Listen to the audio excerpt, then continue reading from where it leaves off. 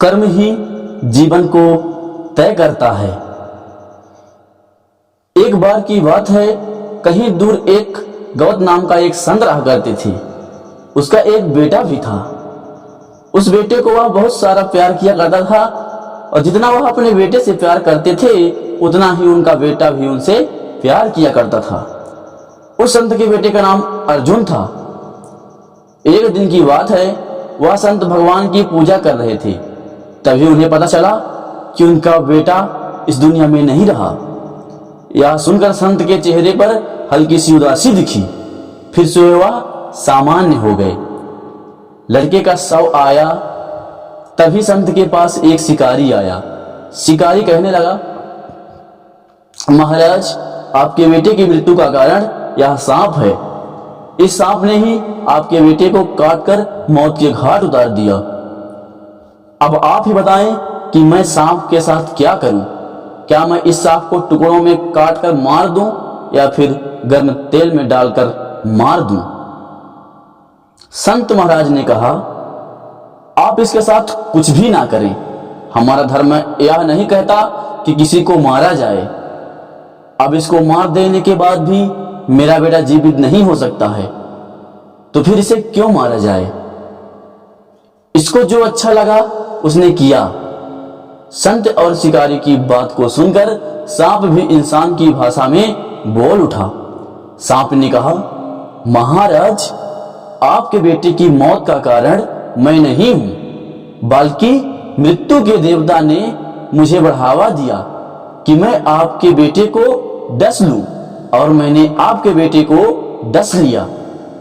अभी इसकी बात हो ही रही थी, तभी मृत्यु देवता भी वहां आ गए।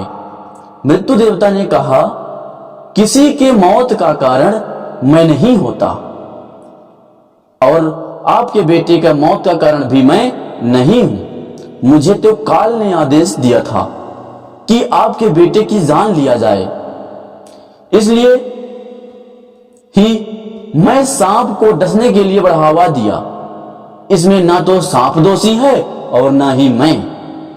काल के अनुसार ही यह धरती चलती है। काल जो चाहता है वह ही होता है। हम सब काल के अनुसार काम करते हैं। मृत्यु के देवता संत, शिकारी और सांप को बता रहे थे। अभी तक यह खुद को सही बता ही रहे थे, तभी वहां पर काल भी आ गए। काल ने कहा, मैं भी किसी काम के लिए जिम्मेदार नहीं हूं। जो कुछ भी किसी के साथ होता है उसके लिए उसका कर्म ही जिम्मेदार होता है। इस लड़के की मौत का कारण इसका पिछले जन्म के कर्म के जिम्मेदार है। जो भी जैसा कर्म करता है उसका वैसा ही जन्म और मृत्यु मिलती है। दोस्तों, इस कहानी से हमें यह एग्जाम मिला है कि हमें अच्छा कर्म करना चाहिए। कर्म ही हमारे सामने फल के रूप में मिलता है। अगर किसी काम को करके हम किसी को दुख देते हैं तो कोई ऐसा भी होगा जो कुछ ऐसा काम करेगा जिससे हमें दुख होगा। वहीं अगर हम लोग कोई अच्छा काम करते हैं जिससे लोग खुश रहते हैं तो कोई ऐसा भी होगा जो ऐसा काम करेगा कि हमें भी खुशी मिलेगी। अगर हम किसी को सुख नहीं दे सकते तो हमें दुख भी नहीं देना चाहिए।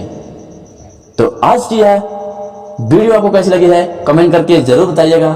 चैनल पर पहली बार आए तो प्लीज चैनल को सब्सक्राइब कीजिएगा। धन्यवाद।